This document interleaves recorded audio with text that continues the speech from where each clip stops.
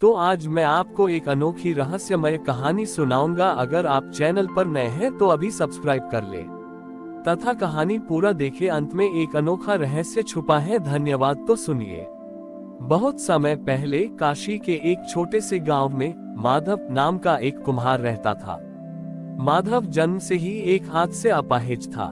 वह मिट्टी के बर्तन बनाता था, लेकिन उसके हाथ की कमजोरी के कारण उसके बनाए दीपक और पात्र हमेशा थोड़े टेढ़े मेढ़े या बेडौल बनते थे।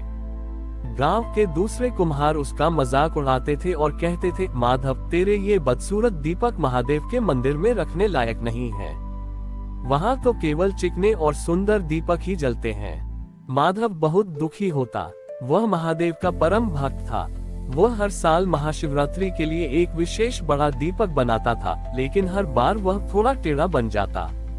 उसे डर लगता कि मंदिर का पुजारी उसे धक्के मारकर बाहर निकाल देगा।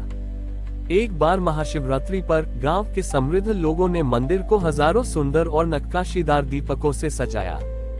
माधव भी अपना वह टेढ़ा दीपक लेकर मंदिर के पीछे के दरवाजे पर खड़ा हो गया। उसने देखा कि मंदिर का गर्भगृह जगमगा रहा था। उसने सोचा, इतने सुंदर दीपकों के बीच मेरे इस बदसूरत दीपक की क्या जगह। उद्धरण चिन्ह। तभी अचानक एक तेज आंधी चली। मंदिर के खुले झरोखों से हवा इतनी तेज आई कि एक एक करके सारे सुंदर और महंगे दीपक बुझ गए। मंदिर के भीतर गहरा अंधकार छा गया।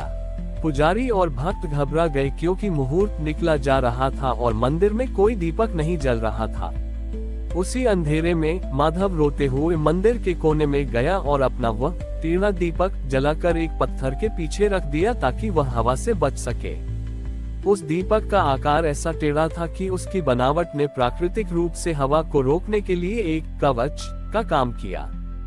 जहां सुंदर और सीधे दीपक बुझ गए थे, वहां माधव का वह बेडौल दीपक अड़ी जलता रहा। अचानक उस छोटे से दीपक की लौ इतनी तेज हुई कि पूरा शिवलिंग दिव्य प्रकाश से चमक उठा। मंदिर के भीतर से महादेव की हंसी गूंजी। एक आकाशवाणी हुई, पुजारी, मुझे सजावट नहीं समर्पण प्रिय है। संसार जिसे दोष कहता है, वो माधव का प्रेम है।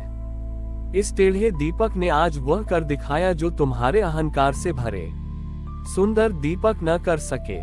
सब लोग स्तब्ध रह गए। पुजारी ने माधव को गले लगाया और उस टेढ़े दीपक को साक्षात शिवलिंग के सम्मुख सबसे ऊंचे स्थान पर रखा। उस दिन से माधव का नाम सिद्ध कुम्हार पड़ गया। ये कहानी हमें सिखाती है कि हम ईश्वर को जो भी अर्पित करें, वह पूर्ण हो या न हो, यदि उसमें हृदय की शुद्धता है तो महादेव उसे सहर्ष स्वीकार करते हैं। महादेव पूर्ण के नहीं, बल्कि भाव के भूखे हैं। माधव के उस टेढ़े दीपक की ज्योति ने न केवल मंदिर का अंधकार मिटाया, बल्कि गांव वालों के मन के भ्रम को भी दूर कर दिया। लेकिन इस घटना के बाद माधव के जीवन में एक नई परीक्षा आने वाली थी। उस राज्य का राजकुमार अजित बहुत ही महत्वाकांक्षी और कला का प्रेमी था। जब उसने इस चमत्कार के बारे में सुना तो उसने सोचा कि यदि वह माधव से सबसे सुंदर और अद्भुत पात्र बनवाकर महादेव को अर्पित करेगा तो वह चक्रवर्ती सम्राट बन जाएगा। राजकुमार ने माधव को अपने दरबार में बुलाया और कहा, माधव, मैंने सुना है महादेव तुम्हारे बनाए पात्रों से प्रसन्न होते हैं। मैं तुम्हें स्वर्ण और रत्न देता हूँ। मेरे लिए एक ऐसा कलश बनाओ जो दुनिया में सबसे सुंदर हो। माधव ने विनम्रता से कहा, राजकुमार, मेरा हाथ स्थिर नहीं रहता, मैं तो बस मिट्टी के साथ खेलता हूँ। सुंदरता तो महादेव की दृष्टि में है। राजकुमार ने हठ किया और उसे बेहतरीन मिट्टी और सोने के वक दिए। माधव ने कई हफ्तों तक मेहनत की। उसने अपनी पूरी कला झोंक दी, लेकिन अंत में जो कलश बना वह फिर से वैसा ही था, एक तरफ से झुका हुआ और बेडौल। राजकुमार उसे देखकर क्रोधित हो गया। उसने चिल्लाकर कहा, तूने मेरा अपमान किया है। ये कलश तो किसी साधारण भिखारी के पात्र जैसा दिखता है।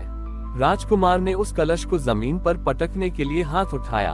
तभी महादेव एक वृद्ध प्यासे यात्री के रूप में वहां प्रकट हुए।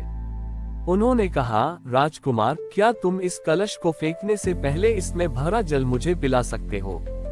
मैं बहुत प्यासा हूँ। राजकुमार ने घृणा से वह कलश उस वृद्ध को दे दिया।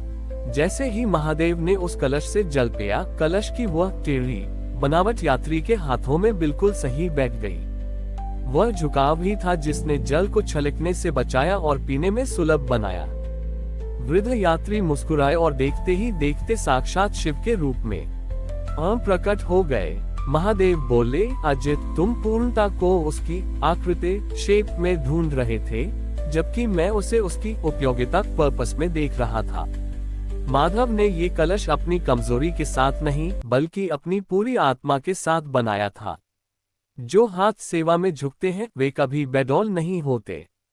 राजकुमार का सिर शर्म से झुक गया। उसने देखा कि वह मिट्टी का कलश अब साक्षात अमृत कलश की तरह चमक रहा था।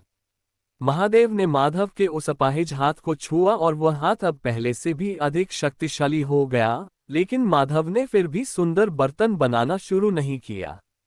वह अंत तक वही टेढ़े दीपक बनाता रहा, क्योंकि उसने सीख लिया था कि खामियों के साथ ईश्वर को स्वीकार करना ही सच्ची भक्ति है। उस गांव का नाम आज दीपग्राम है, जहां आज भी शिवरात्रि पर सबसे पहले एक टेढ़ा दीपक ही जलाया जाता है। हमारी और भी आध्यात्मिक एवं अनोखी कहानियां देखने के लिए हमारे चैनल पर जाएं तथा धार्मिक एवं पौराणिक अनोखी कहानियां हमारे चैनल पर है। कृपया जाके देखें तथा हमारे चैनल को सब्सक्राइब करके रखें और वीडियो लाइक जरूर करें। धन्यवाद।